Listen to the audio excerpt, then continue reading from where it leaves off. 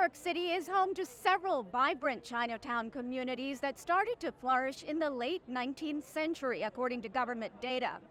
Given that fact, it's all the more surprising that Dragon Fest is the city's first official festival celebrating Chinese food and culture. That's a lot to live up to. So come with me and let's take a look at what's on offer.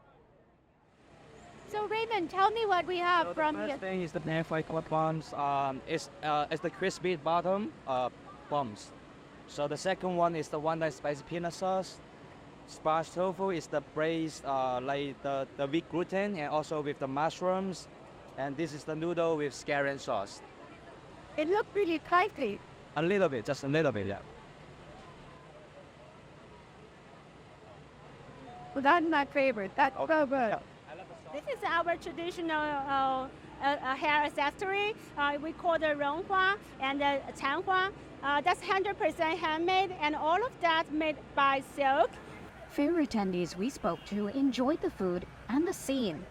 Do you mind showing us what you got? It's like a pork bun. It's pretty good.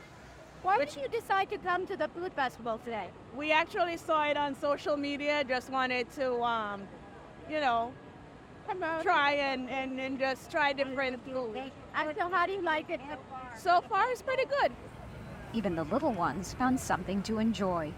Do you like the candy? Yes. The festival is the brainchild of entrepreneur Biu Shu.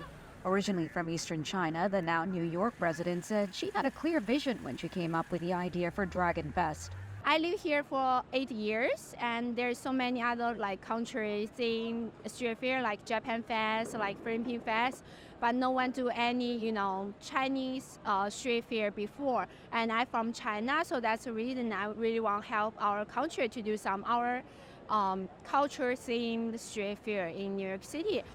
She says more than 100 vendors are taking part in the inaugural festival, adding the turnout this past weekend was overwhelming.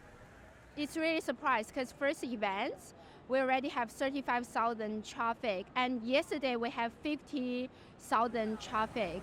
One attendee said he wasn't surprised at all. Food always brings people together. Yeah, especially in China, we have a sharing food culture.